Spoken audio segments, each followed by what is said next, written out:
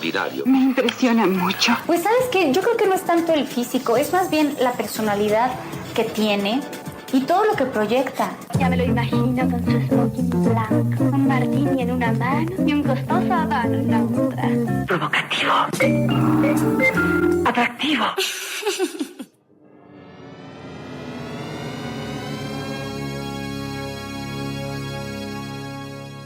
A new stereophonic sound spectacular.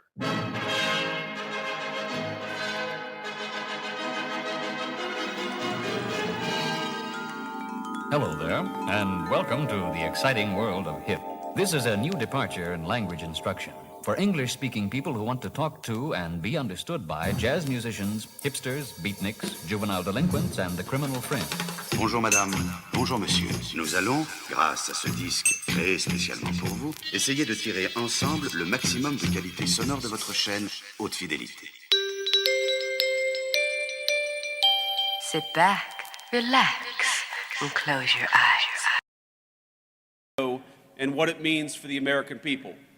Now, people ask me why I tend to be bullish on the future of innovation in this country. Now, I spent enough time in Silicon Valley to recognize the difference between good tech, technology that boosts our productivity, makes our lives richer, that grounds us in the real world and complements our day-to-day lives. That's the good technology, but there's also some bad technology out there. And when it comes to crypto, I think the last several years have made it clear that we're talking about genuine, ground-up innovation, one that's already improving the well-being of tens of millions of our fellow citizens. I believe it's 50 million Americans own Bitcoin, and I believe that's going to be 100 million before too long.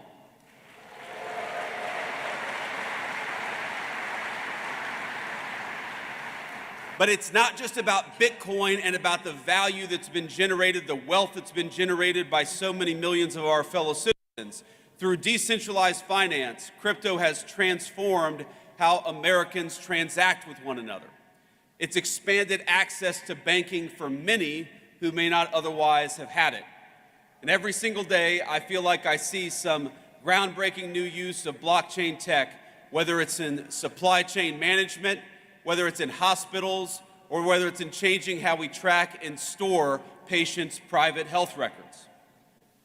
But for each of these new forward-looking applications, I also feel like there's an incredibly value conservative element to crypto technology, and that's as a hedge. Crypto is a hedge against bad policymaking from Washington, no matter what party is in control. It's a hedge against skyrocketing inflation, which has eroded the savings rate of Americans over the last 4 years. And as you all know well, it's a hedge against a private sector that's increasingly willing to discriminate against consumers on the basis of their basic beliefs, including their politics.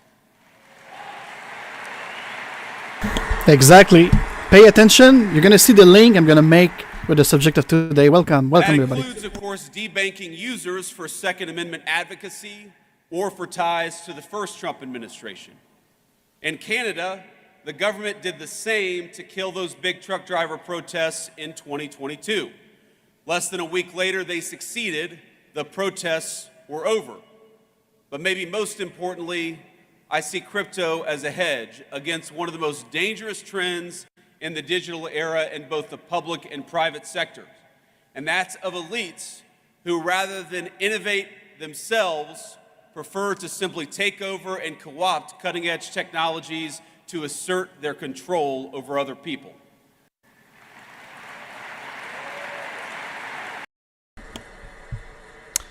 Yes, welcome back to the Dare Real Agile podcast. This is since the late 2019, the episode 68 of May the 30th, Friday, May the 30th. I'm really glad and happy to be before you today for this 68 episode. We're gonna dare, because this is the thing. We dare because we care. Here at the...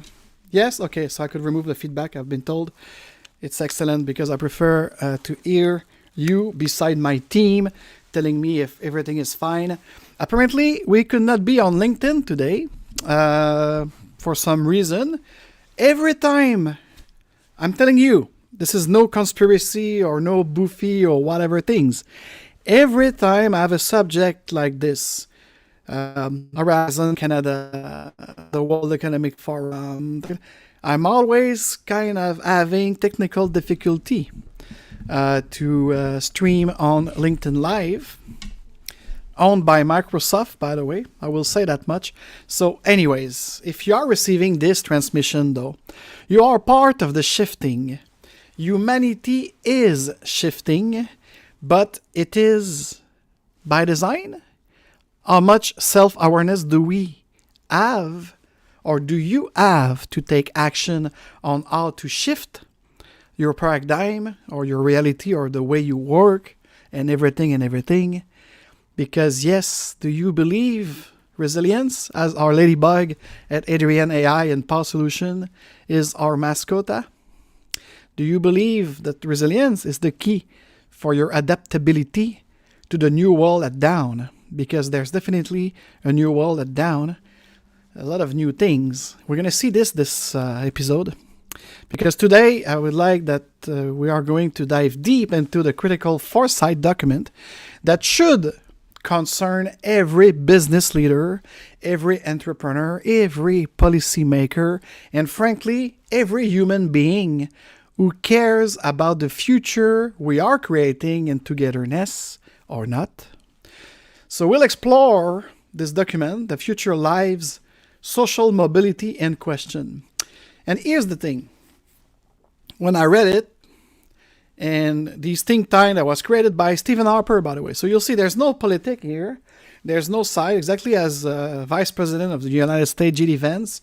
And why I did show it to you, this clip, at Bitcoin Conference 2025 in Las Vegas. This part of the speech, it's a very inspiring speech. No matter on which camp or which side you are, that's not important.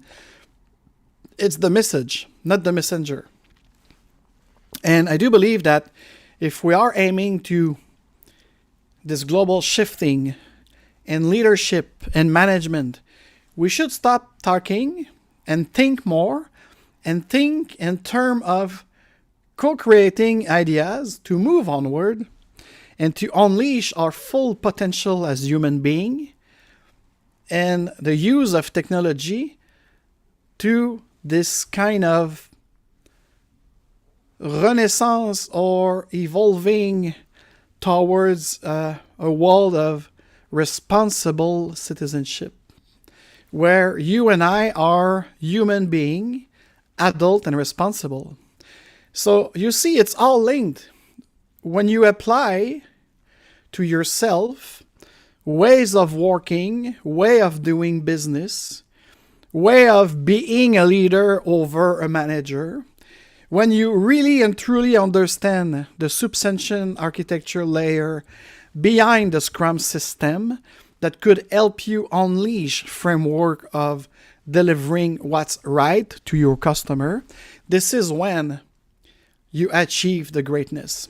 And one of my hypotheses is, since 1991, at the collapse of the Soviet Union, and that probably had started in 1989, because, you know, a collapse of a society is not happening overnight because of a comet, an asteroid hitting the ground, or a catastrophe, or something like this. Sometimes in sociology and in political science, not politic, but political science, we could observe it when everything goes down according to choices and decisions made by policymakers, but also from the private sector. And I do believe that J.D. Vance warned us about what happened lately, this battle of oligarch, because let's admit it, there's oligarch, and probably there's an upcoming show, because I receive a lot of email. And by the way, I would like right now to thank gratefully those who send me Satoshi and buy me a coffee. Samuel Banchting, Walter Resmas, Francesca Dultemiano, and Giulia Bustamici, who wrote me and sent me some Satoshi. And if you'd like to do like them, you could go in the description of this video on YouTube and Rumble And if you are listening to this and to any transmission over Apple Podcasts and Spotify, you also have link to buy me a coffee. I love coffee. I drink about 3 a day. So if you give it to me, I really appreciate your gesture. And if you don't have, because a lot of us could have some kind of financial difficulty, but at least you could do something for free to help me break the algorithm and to help this message of hope, fraternity, responsibility, and engagement to go forward by liking this video. Subscribe, because I see again 75% of you out there are watching our weekly podcasts and our monthly podcasts, because we have 3 programs, more than 35 minutes on average. So it's more than half the time of our average 45-50 minutes podcast. So you're watching it without being subscribed. So I'm kind of wondering. And the last few weeks, we were balancing between 1100 and 1110. So we cannot cap like so. Just on YouTube especially, subscribe, hit the bell to receive notification. We mostly broadcast every Friday, 12 Central, 12 Eastern, 11 Central. So that's the free thing that you could do. And today I really want to go deep dive, kind of a resume of what happened to this document of Policy Horizon Canada. And by the way, a lot of people will say that they don't believe me, so I apologize in advance for those who are doing their jogging with us on the Dare Real Agile podcast audio side, because I'm going to show some screens. So it's up to you to come to Rumble and YouTube to see it by yourself. So let's see.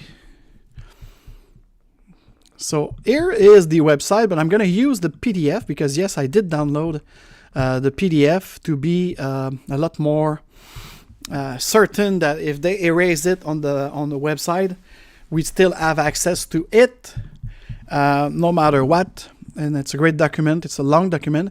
So it's Future Live, Social Mobility and Question. And this is the link also, because if you pay attention and if you watch the full speech of J.D. Vance, he warned us and he invited us about this thing. If we are not taking advantage of this new technology, this new innovation right away, and we democratized it in terms of like more people could have access to a bank, because the Bitcoin thing is it's not an investment thing. It was a way to make sure that the unbank, the bankless, call them whatever you want, they will have access to credit and to a way of exchanging according to their revenue, becoming their own bank and everything. So this is really important, because social mobility, that's what made us after World War II and the last 75 years, great countries, great social democracy, for lack of a better word, but that was the thing. So right now what's happening, it's the biggest transfer of wealth never happened, but also in some countries it's the government overreach and decentralization.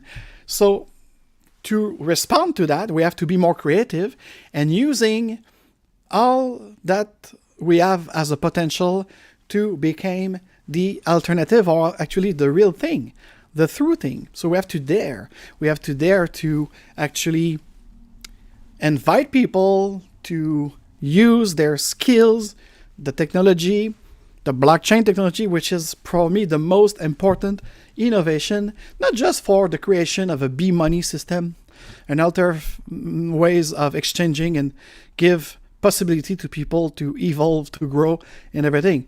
It's really about that social mobility. And I don't know why some of these humanities and social... okay, so here we have it, the web version. I hope it's going to work. Let me see it here. Yeah, it seems to work. So there, it's a very huge document. It's a very huge, apparently back from sociological and statistics and trend. It's trending. So we're going to see the perspectivists at first. So for those who said it doesn't exist, and let me see on my feedback screen. We don't have the URL on the shared screen. Oh, that's... maybe I should have... I don't know why. But anyways, this is a real website of Government of Canada, Policy Horizon Canada, you see it here.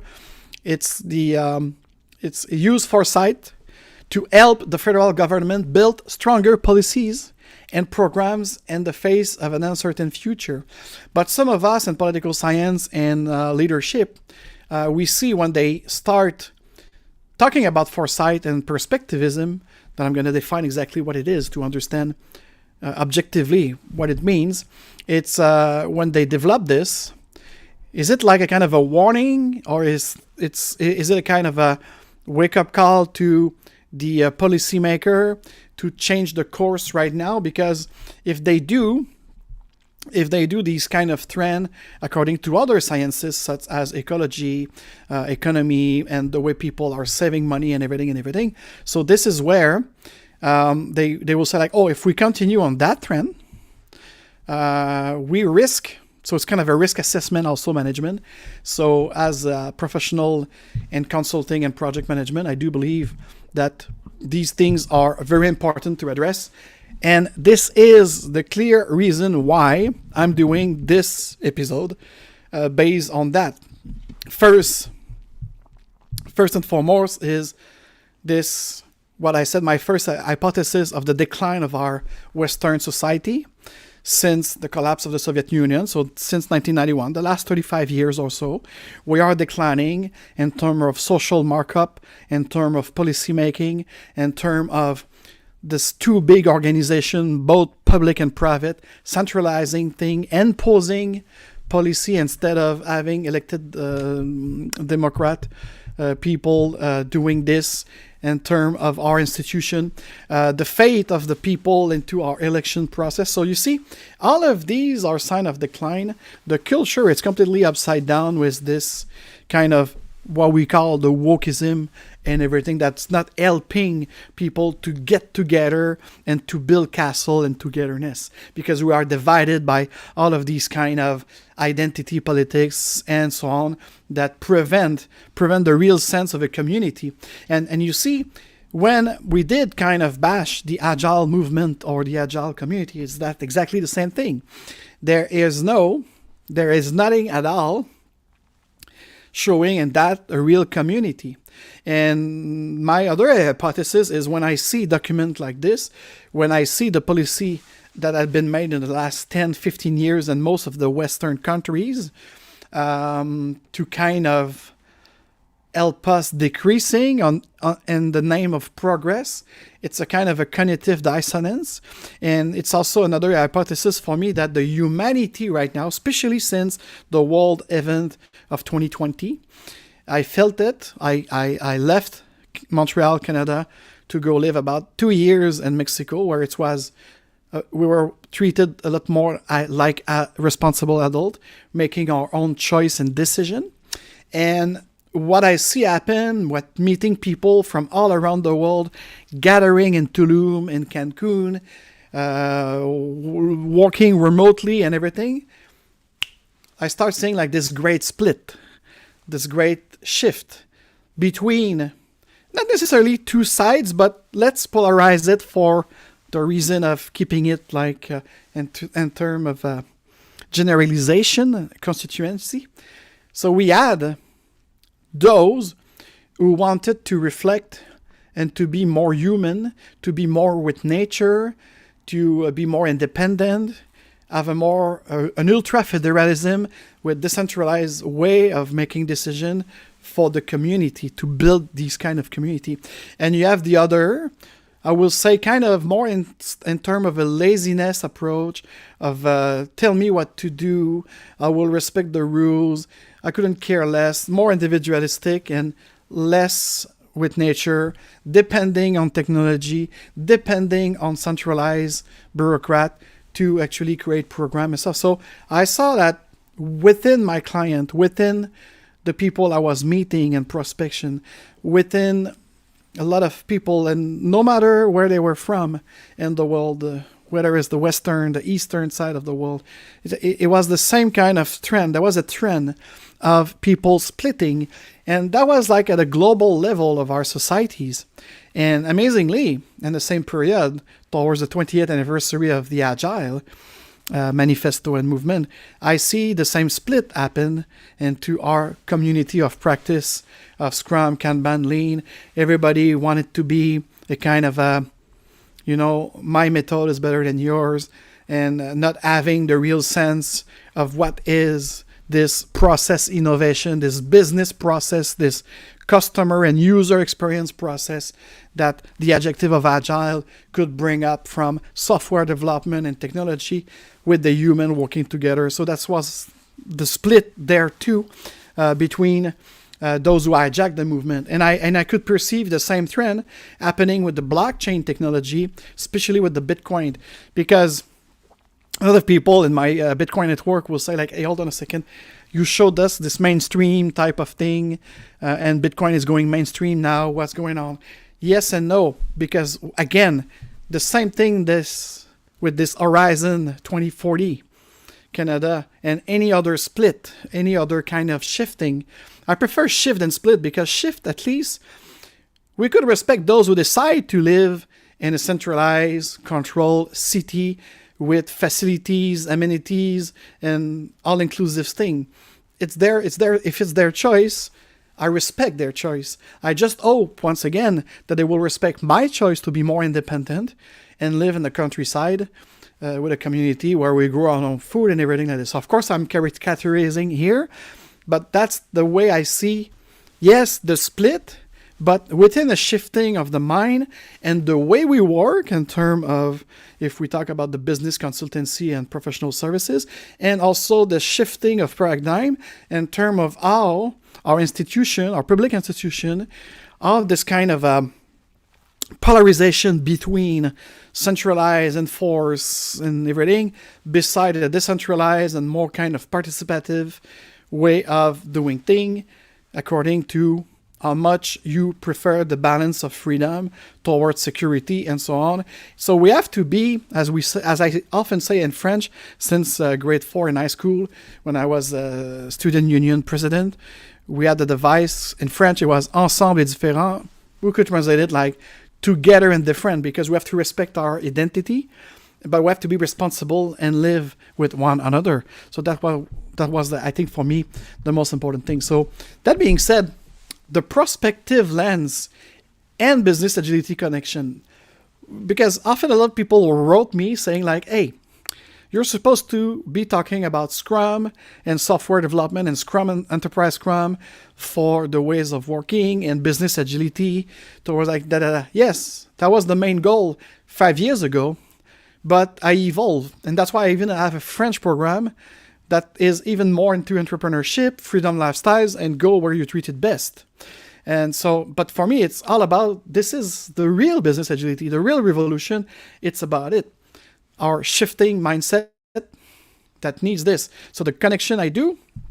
So if we understand foresight, understanding foresight, it's our responsibility. So when you receive a document, like I'm going to resume the best I can today, this is the way to understand foresight and those prospective and the prospectivist. So let me start by defining what we are dealing with here. We're talking about prospectivism. Okay, that's the science behind the foresight. And I want to give you the Harper's definition in English because it's crucial to understanding why this document isn't just an academic theory, but a call to action for all of us as responsible citizens. So a prospectivist, its primary function today is to synthesize risk and offer temporal vision scenarios as strategic decision-making aids that engage individual or group and affect resources, whether renewable or costly, over extended periods. So the prospectivists acquire a dual function, reducing uncertainties and anxiety about the future, while prioritizing and legitimizing action. Okay? So far, you with me? So according to Antoine Bueno, the prospectivist has a double mission. It's developing scenarios designed to stick as close to reality as possible and, conversely, warn against certain development to avoid in this later sense. So in this later sense of, warn. That's why I'm telling you that these kind of documents from Policy Horizon Canada, it's kind of exactly in the prospectivist definition that we have here. So in the later sense, the prospectivists serve as a whistleblower, and a good prediction can be both one that comes true and one that's heard widely enough to justify preventing it from happening. So this is exactly what we're dealing with today. Policy Horizon Canada isn't just predicting a dystopian future. They're warning us about a path we're currently on so we can choose differently and alternatively.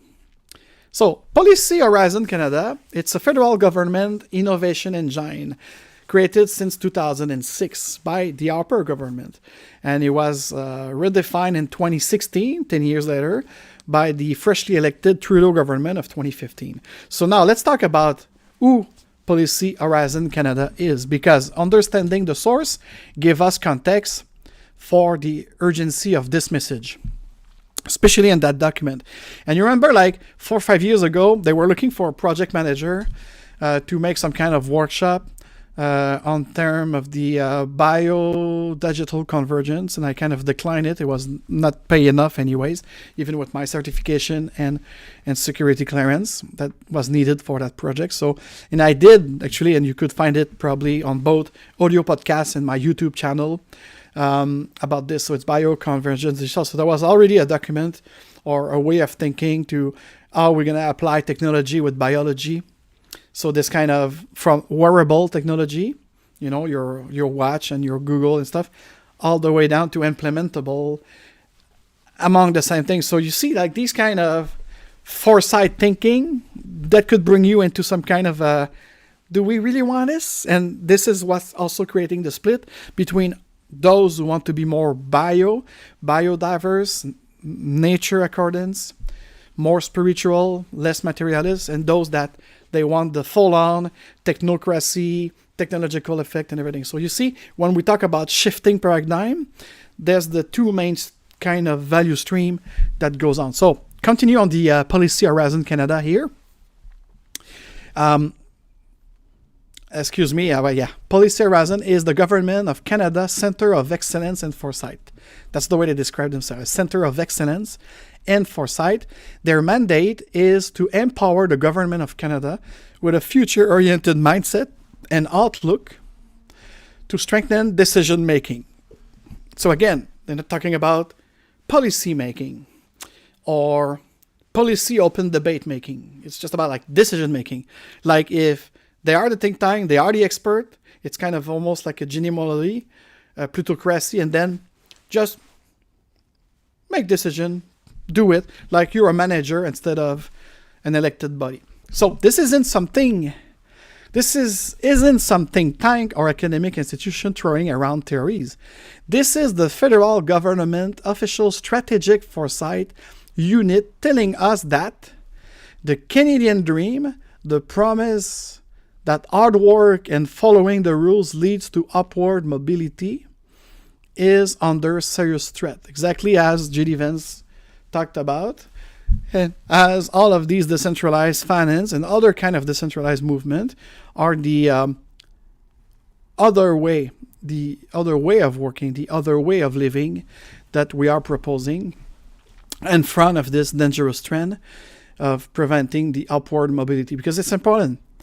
Canada, United States, if you have the will, if you work hard and smart, you could become someone great and you could achieve things that some other country prevented because they have a caste system or the classes of aristocracy or what have you, or it's a more centralized thing. So more you have a government centralizing decision making, more you have also this transfer of wealth within a few hands, like we see happening in the Western countries and especially United States and Canada.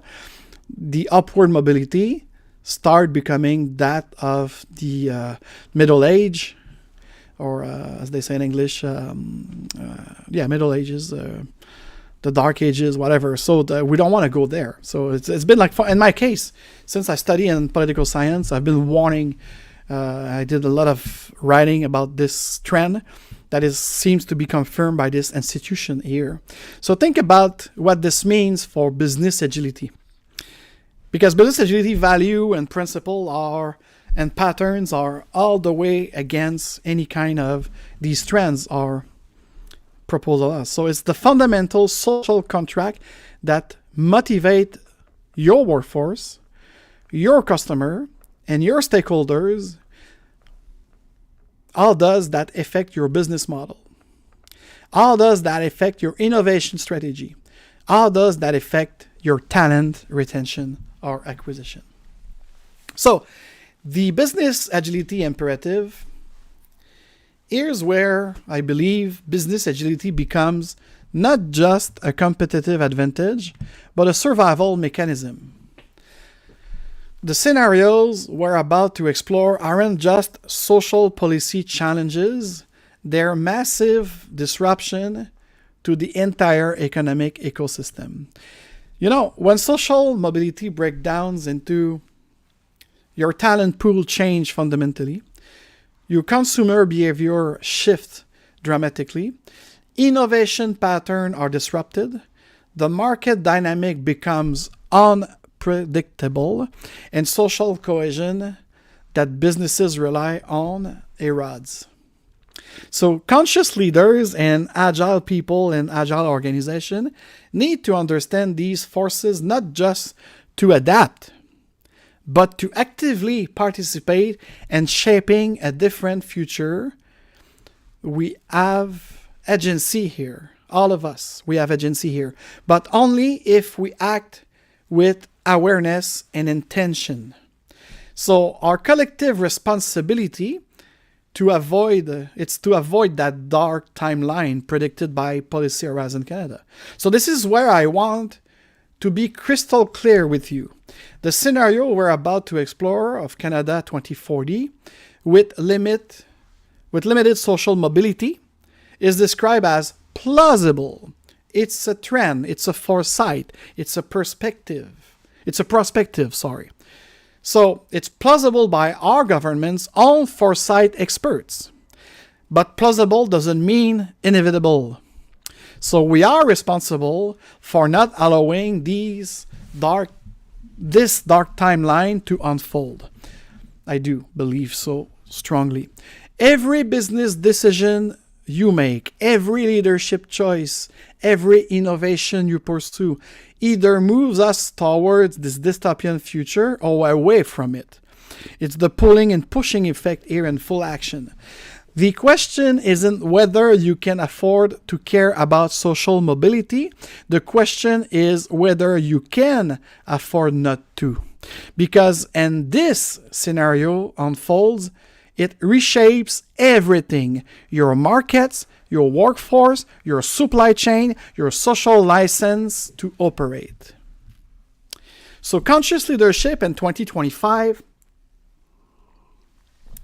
means understanding that your business success is inseparable from societal health. Business agility means being prepared not just to respond to change and to these changes, but to actively work to prevent the worst outcome while building resilience for whatever comes. That's the key thing here.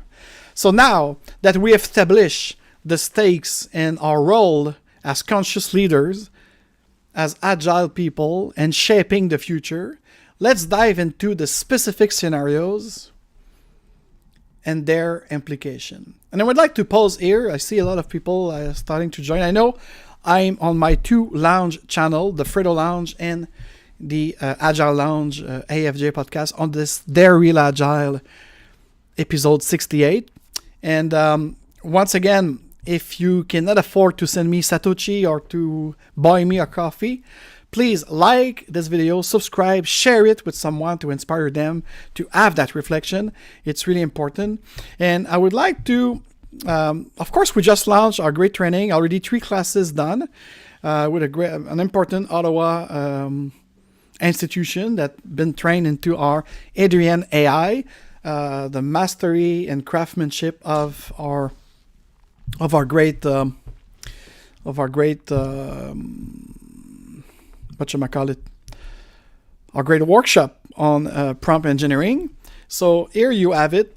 We have many kind of workshop. Our signature pattern, Talent Agile for the future of work, by the way. Here it is. You have for those who are more into building with a very amazing game, spending a morning with us on the Friday if you like. So it's built your own Scrum, very nice game created by Adam Wasberg that I'm becoming an expert, and also Jonathan here at the Agile Lounge.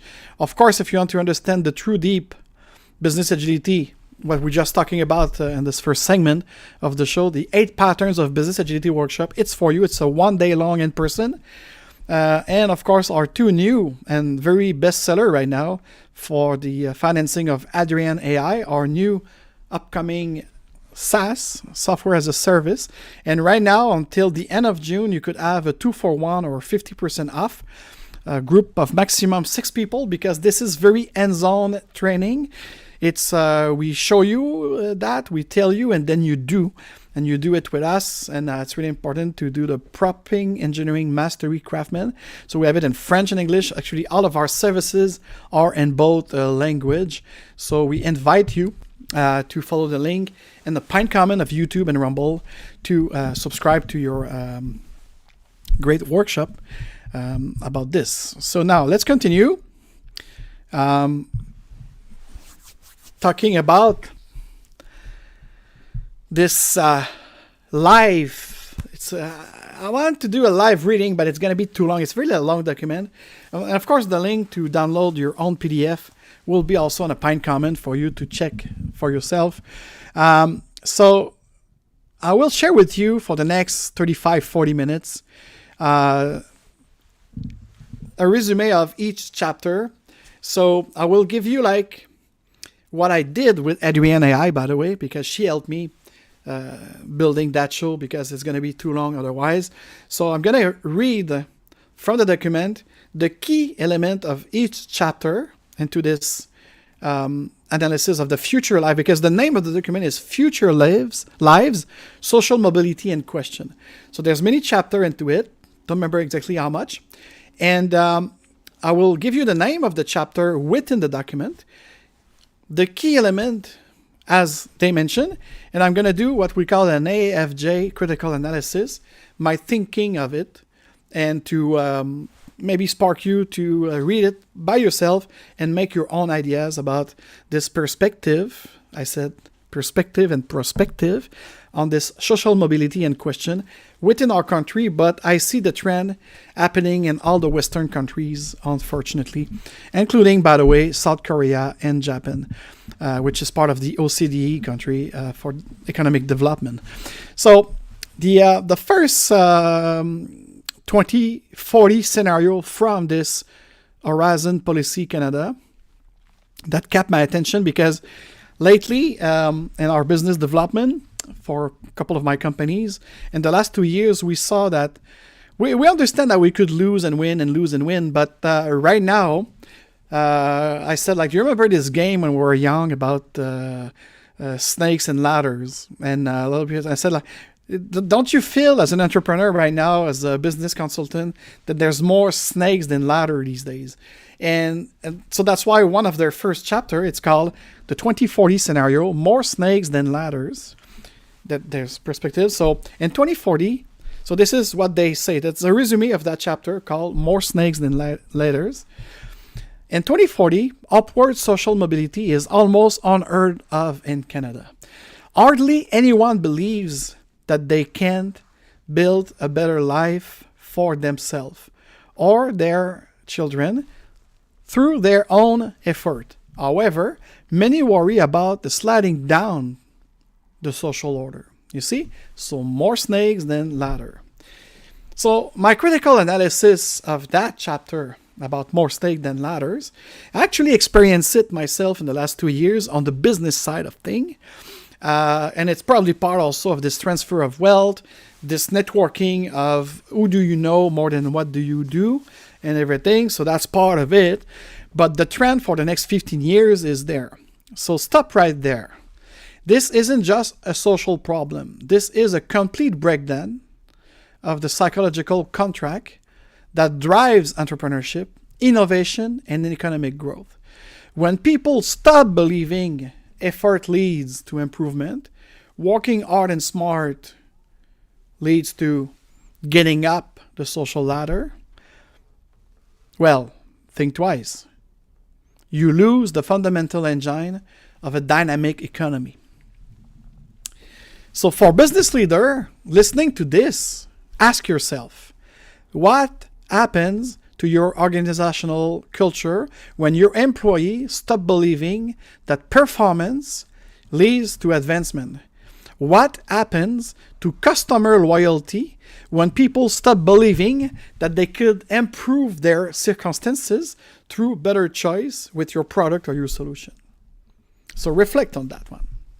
So the second chapter, it's talked about education now, post-secondary education. So we talk about college, university. It's a broken promise. And we're still talking about Canada because I know a lot of people from the United States are listening to me. And please tell me in the comment below or write me into my social and my podcasts if you experience the same thing in the UK, Australia, any other Western country, and especially in the United States. But this is what I'm sharing right now is the perspective and the prospectivization from the foresight of Policy Horizon Canada for 2040.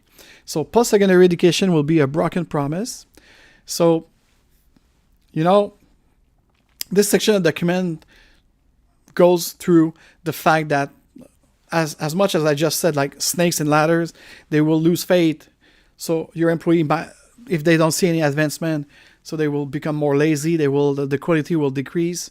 They won't necessarily put an effort to achieve performance because they see they're stuck anyway. The customer, the same thing. And now even the student, even the next generation will say like, hold on a second, should I be in debt to go to school and not having the possibility of going up in the ladder with my education? So my critical analysis again is, this is where we see the complete inversion of human capital. I don't like those terms, but I'd like to be more into the term that will achieve the understanding of people, the human capital development. When education stops being a path to mobility and becomes a marker of existing privilege instead of right, you are creating a caste system, exactly. Middle age, monarchic, centralized, autocratic caste system. From a business agility perspective, this means 4 things. 1, traditional talent pipeline collapse. 2, skills development becomes concentrated among the already privileged. And 3, innovation capacity diminish as diverse perspectives are excluded. And fourthly and lastly, your assumption about workforce development need a complete rethinking. And I know a lot of people, it's a big trend on LinkedIn, especially in some part of Medium, they talk about reskilling, the reskilling thing. Forget about it. And this perspective, even that won't be a way to go upward into your social mobility as it was in the past, to recycle yourself, I'm not saying that to do this, but if we let these trends and this decision that we took over the last 10, 15 years continue like this for the next 15 years, it will be harder to actually have this education, whether it's academia or professional education, that will be restrained to this caste system of a few privilege. And now, there's of course a chapter on housing because it's all about the Maslow pyramid of needs. So housing, the new aristocracy in housing. And do you feel it in Vancouver, in Toronto, and even here in Montreal? So the chapters goes about the entire actual statistics, trend, access to mortgage or not, and credit and repayment and all of these things, the supply effort of having enough house of different type of degrees, and less there seems to be a polarization. It's super expensive, or it's a shit old place that you live. So my analysis on that,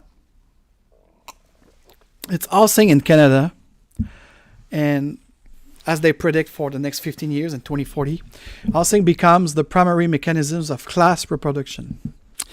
This isn't just about real estate investment or real estate as it's. This is about the complete restructuring of wealth accumulation and social power. For conscious leader and business agility leader, this represents a fundamental shift in stakeholders' relationships. Your employees' housing status become a predictor of their economic resilience, their mobility, their life outcomes, all of that. So how does this affect your people and culture strategy? Well, your location decision, your community investment. You see? So a lot of big corporations, they salute themselves to do some marathon for the breast cancer or the prostate cancer or what have you. But in the future, if your employee has to live far, far away and you don't even permit the remote work and everything, so that's going to be another kind of crisis. Like, as I said, it's more than just real estate and accessibility to a comfortable house for your needs. It's also about the community investment and building communities. So now there's another thing, the intergenerational wealth, the return of aristocracy. So that's the prediction that they do in their paper. So it's about the wealth section, and we saw it in the election, in Canada election last April. That was kind of amazing to see that not only they divide us with this DIE type of thing, that's a waste of time, by the way, with this identity politic and the gender things and this, the pronouns and that, but now they bring up, of course, another division between generation. And we saw this meme of the boomers doing a fuck you to the Gen Z and the X generation. And I hear often when I go to some kind of networking, all the older, almost at the retirement age, they said like, no, nothing to worry about. Everything is fine, Mrs. Marquise. No worry. My house is all paid. My cottage is all paid. I got plenty of money to go up to 85 years old. Not good for you. I'm not saying like everyone is like this in that generation, but there's this, the return of aristocracy. There's maybe the last generation to have a nice retire and everything. So it's the integration of that wealth and the distribution of the wealth and all the gain in capital and all new taxes, even on inheritance. So that brings me to my critical analysis of this. So we're talking about the feudalization of Canadian society within the next 15 years.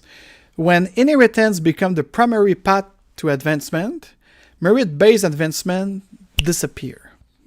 So this fundamentally changes innovation patterns, because innovation requires risk-taking, which requires some security.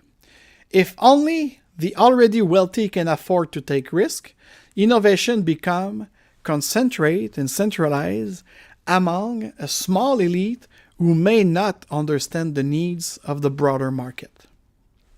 Think about it. It's all about these democratization and the merit base that could be erased if we continue in that trend. So social siloing. Oh yes, the end of social mobility through connection. The networking app, a lot of entrepreneurs says like, without this network, I wouldn't have achieved to put my product into the market and to have more sales and to build a great funnel of things. And as I said, the promise of the Canadian dreams and the American dream was, whoever you are, if you work hard and smart, you will achieve something. If you put the effort and you perform, you will be recognized and you will be gifted to go upward in the social ladder.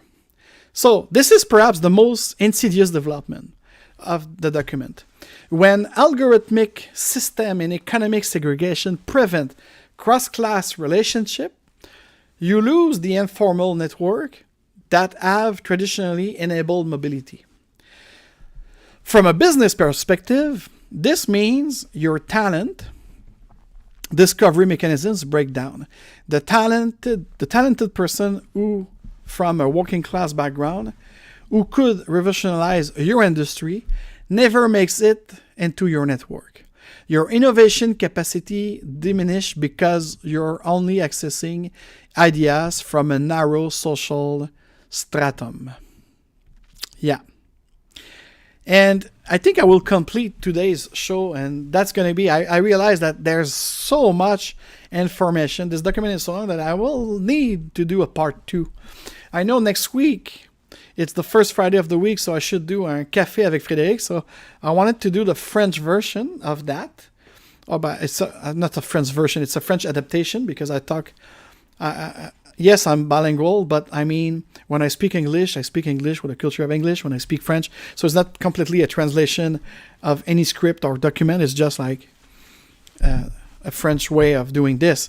But because now I see, maybe could I? Let's see it, because it's 51 minutes already. I don't like to have a too long podcast, but maybe if you like it, tell me, like it, share it, and this and that. So let's see now.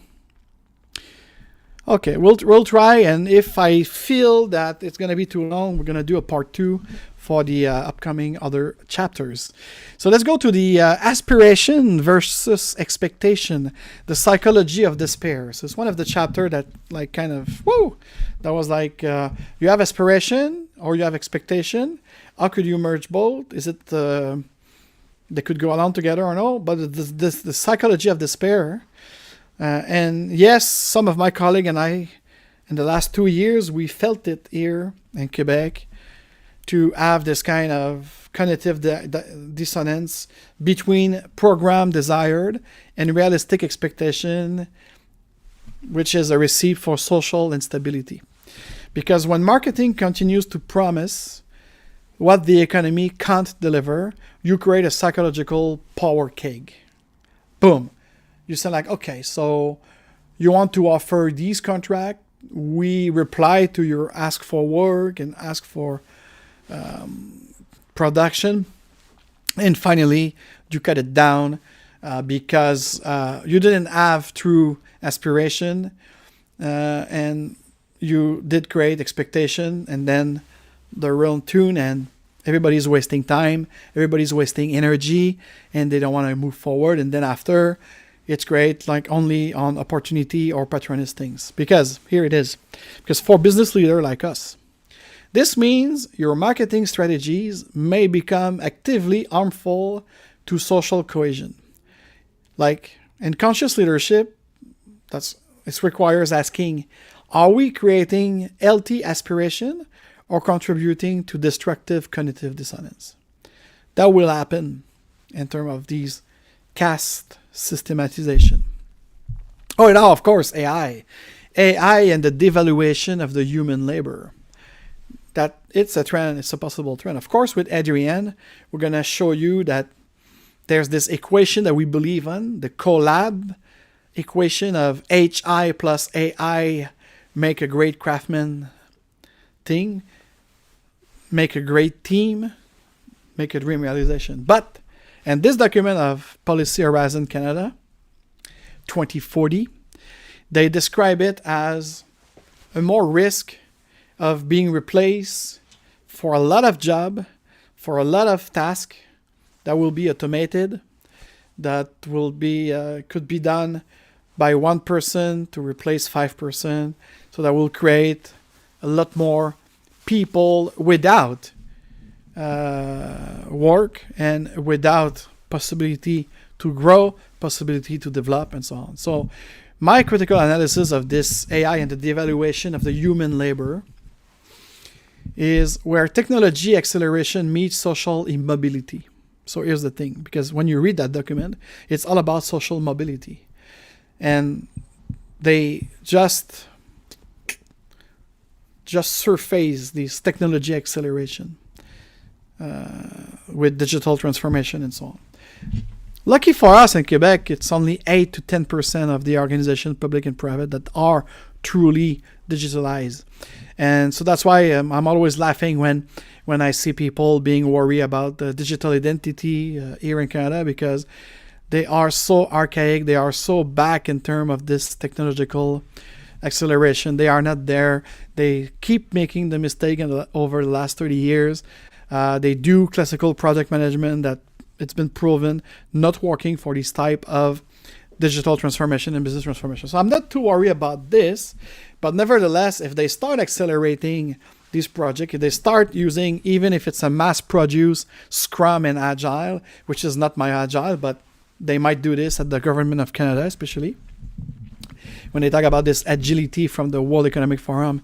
It's not the same agility of Mike Beadle, Jeff Sutherland, and Jim I. Smith. Let me tell you that.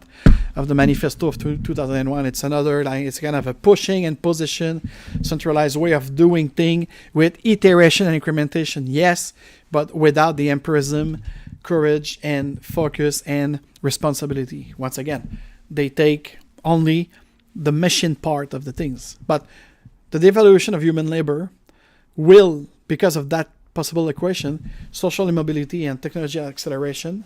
So you will have people stuck, and this is why we call it the big shift of humanity. Because if you want to stay in inner cities and those smart cities and those technological world, you will need to be part of the few that will be able to work with an AI. Otherwise, if you want to eat and you have a shelter, you're going to have to go and the countryside. And this is exactly what the document says, that people will start hunting squirrel in the park and the upskirt suburban of those big high technological elite city. Yes, because technological acceleration, it's for the wealthy right now, more and more. If you're poor, you're low tech, and we're going to see it. Because my analysis of that too, when those ChatGPT and Claude and all of these things is going to charge you a lot of money. Right now, a subscription for Claude of Anthropic, it's $240 US a year. And you have access to a lot of tools to help you design, reproduce, rewrite, becoming at the foresight, at the edge of your competitor. But if you cannot afford it, well, you're going to be low tech. Exactly in the movie John Mnemonic. You have the low tech and the high tech. It's a divided class of social immobility once again. So when AI displaces human work, but the benefit concentrate among capital owner, you accelerate inequality rather than creating shared prosperity. And also, this is where business agility becomes crucial. How do you deploy AI in ways that enhance human capability rather than replacing it? How do you ensure AI drive productivity gains are shade rather than concentrate? And I'm going to stop right there to keep it within an hour for your attention span. And I'm going to do a part 2 for the other 7 chapter to cover, and with a more focus on my analysis. So I hope you liked it. If you liked it, please help me beat this algorithm. Like it, share it, subscribe, hit the bell on Rumble and YouTube especially. So I was Frédéric Joly, your coach AF. I hope you liked it. And once again, so come back to me. Next week is going to be in French. Maybe I'm going to do a double program on June the 6th. I don't know, but there's definitely need a part 2 for that. It's too much content to cover. And this great humanity shifting. So are you shifting? Which side will you choose to live within the next 15 years? Countryside with nature and great community, or you will be stuck in those technocratic, automated AI city and work? Will you be able to afford it anyways? That's the question. And we're going to see next time how it is about. So remember who you truly are and be with me for part 2. So remember who you truly are. You are wonderful, you are powerful, and you are free to be whoever you wanted to be and to do whatever you wanted to do in respect of one another. Cheers, happy weekend, and see you next time.